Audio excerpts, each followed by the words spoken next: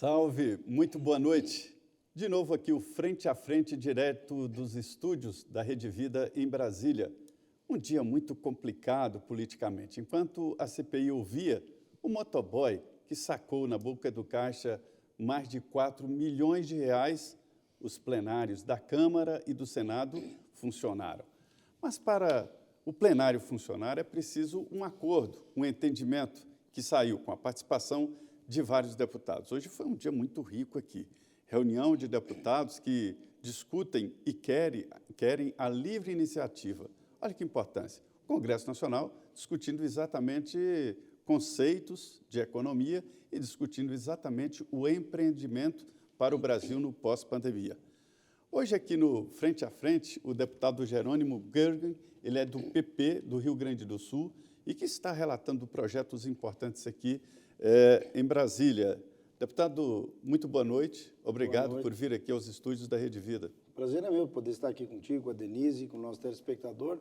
E na linha do ambiente de mercados, que, aliás, eu fui escolhido lá na Frente Parlamentar do Brasil Competitivo, justamente para cuidar dessa área do ambiente de negócios. Eu estou muito feliz porque nós aprovamos hoje o DTE, que é o fim do papel no transporte de cargas. Nós vamos falar aqui de vários assuntos que aconteceram hoje, os que vão acontecer ainda e assuntos que estão ainda em gestação. E aqui nessa mesa redonda do Frente a Frente, a minha parceira de sempre, Denise Rotenburg. Boa noite, Denise.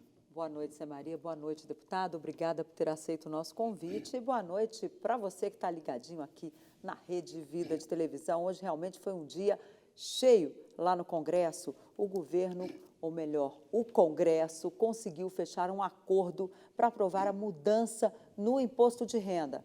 Agora, essa vitória não pode ser debitada ao governo, e sim a capacidade de negociação do presidente da Casa, Arthur Lira, que buscou até o último minuto fazer com que a oposição desistisse de obstruir os trabalhos e aceitasse ali fechar um acordo para aprovar a mudança no imposto de renda. Conseguiram ali aliviar um pouco a situação de quem paga imposto, especialmente a pessoa física. E agora vai ter uma contribuição a mais sobre lucros e dividendos, mas também ali quem ganha pouco, as pequenas empresas foram poupadas de ter que pagar muito imposto. Enfim, a oposição saiu feliz. E qual é o discurso que vai ser usado agora, conforme eu pude apurar, Zé Maria, deputado? O senhor me corrija se eu estiver errada.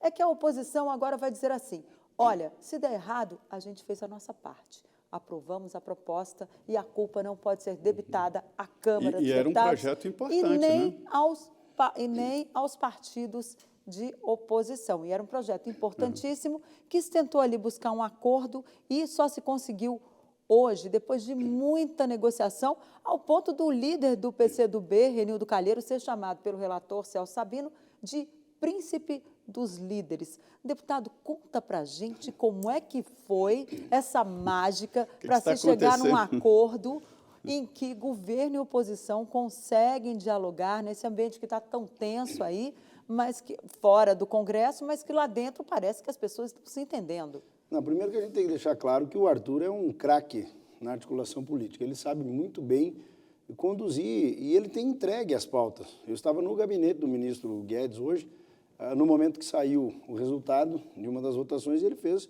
um elogio. Ele disse: olha, o Arthur tem sido muito correto, né? E isso é muito bom, porque realmente a Câmara, o Senado um pouco menos, né, Zé? Mas a Câmara tem trabalhado muito, né? E hoje o Senado derrubou uma medida provisória. Nós tínhamos aprovado lá que aquela diz respeito a medida provisória do bem, né? Uma medida do bem. É uma pena. Nós vamos falar com ela que isso na frente. tenha acontecido.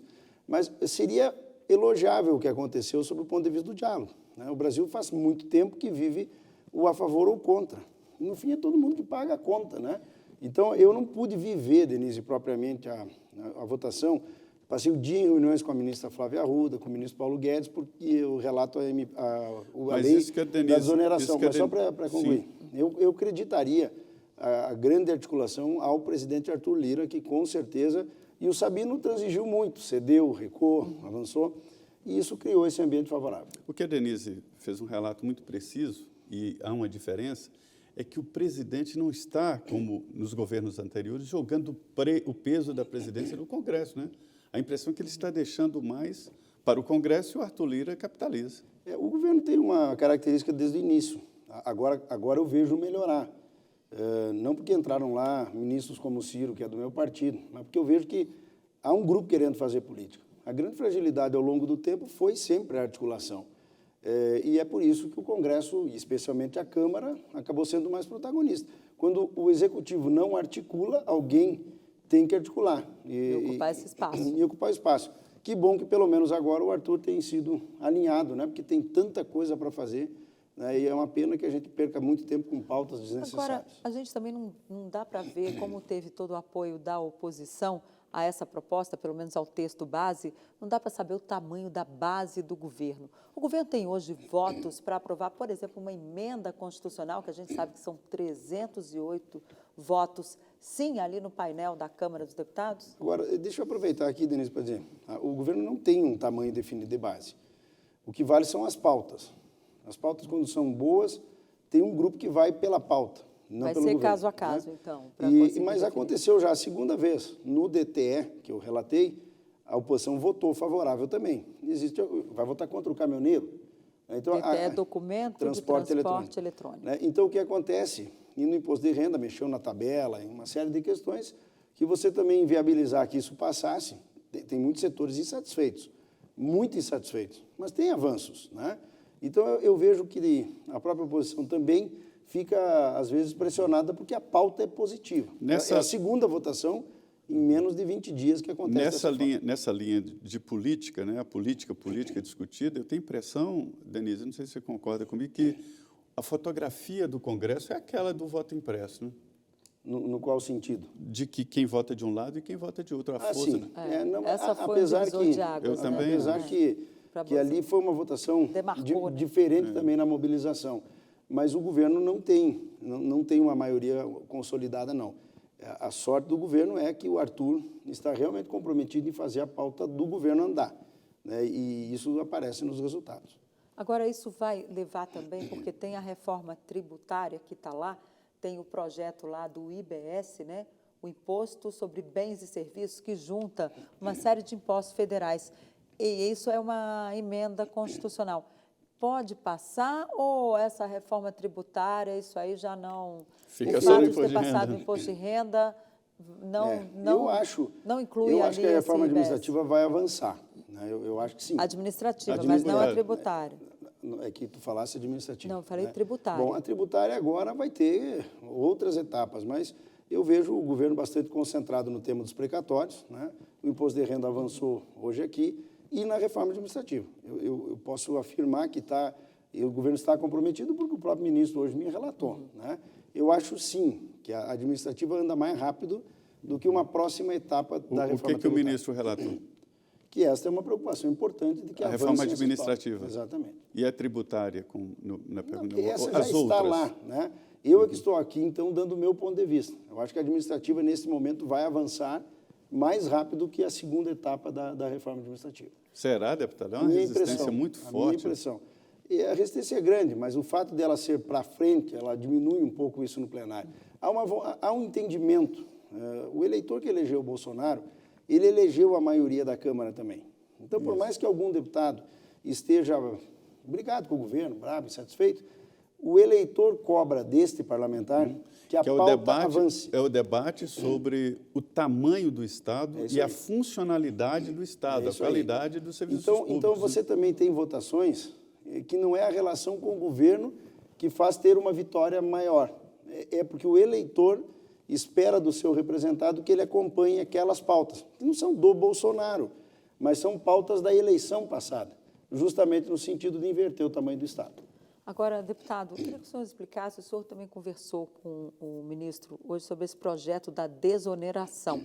Explica, por favor, para o nosso telespectador, como é que é esse projeto, quais são os setores que vão ser beneficiados aí, que não vão precisar ficar pagando tanto imposto, tanta taxa aí, né, nesse momento de dificuldade da economia brasileira e também para os empresários que estão passando aí por um momento difícil em muitos setores. Hoje é um dia que saiu o PIB, né? Não cresceu. Pois diminuiu.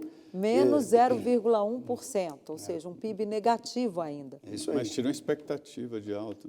E desde 2011, como forma de estimular a geração de emprego, nós temos uma desoneração da folha, uma mudança. Ao invés de ser um percentual, você paga sobre o faturamento em cima de 17 setores que são os maiores empregadores do Brasil. Nós estamos falando aí de 8 milhões de empregos aproximadamente, né? Um custo de 8,3 bi por ano. Só que aí o ano passado nós acabamos conseguindo... Desculpa, deputado, esses 8,3 bi é de renúncia fiscal? Renúncia fiscal. Uhum. É o tanto que o governo deixa de arrecadar, mas continua. É o que tem de desoneração, né? Uhum. Só que aí, o ano passado, nós tivemos uma prorrogação de 1 ano. O argumento era, o governo estava mandando a reforma tributária, né? Como não mandou do jeito que imaginava, mas mandou essa em 4 etapas. Só colocou a desoneração no fim. Veio a pandemia, crise econômica e tudo isso, né? E hoje é uma completa incoerência. Você tem uma proposta de desoneração já lá no Congresso, encaminhada, querer onerar esses setores. Só que outros setores agora querem a desoneração. Então, a nossa proposta, eu sou o relator do projeto, que estende até 2026 para esses 17 setores a prorrogação. No entanto, o ministro diz o seguinte, ou a gente resolve para todo mundo, ou é injusto manter assim, né? O espaço fiscal é muito pequeno no orçamento, a lei orçamentária já foi sem a desoneração, mas nós vamos votar agora dia 15 e até o dia 15 construir com o governo, né? Nós vamos tentar ver se existe a possibilidade de uma outra alternativa que desonere a folha e compense justamente isso. O próprio ministro, há um tempo atrás, já disse do imposto digital, uma possibilidade. Isso traria 60 milhões para dentro dos cofres públicos. 60 bilhões. Bilhões, né? E daria condições de outros setores ingressarem também, né? Se nós não tivermos uma medida deste tipo, eu temo que nem os 17 conseguirão manter a desoneração. Está correndo esse risco? Está correndo esse risco. Só que, o que eu disse hoje ao ministro... Aumenta o imposto, né? Cortar subsídio, cortar benefício, aumenta o imposto. Vai haver desemprego. Então, nesse Numa momento, situação Denise, que já não está boa. Nesse momento, você desonerar, manter a desoneração, talvez você não vá ampliar muitos mais empregos, que eu espero que amplie, mas vai manter. Você onerar, vai desempregar. E aí o governo vai gastar seguro-desemprego e vai gastar a Bolsa Família. Então, neste momento, o governo vai gastar para empregar ou para desonerar. Esta é uma decisão que tem que ser tomada. O senhor estudou muito esse setor. No Congresso Nacional, quando se entra num assunto, né, para aprovar uma lei, amplia bem a visão, né? A gente vai aprendendo. Acaba ficando sabendo muito. Eu queria que o senhor falasse sobre a pejotização. Qual é a interferência hoje desse preço absurdo do emprego, né? Quando se contrata alguém, paga muito em taxas, é disso que a gente está falando. A contratação através de PJ, como é que está influenciando o emprego? Eu tenho uma leitura clara. Se nós tivéssemos desonerado a folha lá atrás, nós talvez tivéssemos muito menos pejotização. Porque já é em razão do peso do Estado que isso passou a ser um avanço. Hoje é mais caro você pagar o Estado pelo emprego que tu gera do que o trabalho que o teu empregado, o salário que o teu empregado recebe. Isso é assim, né?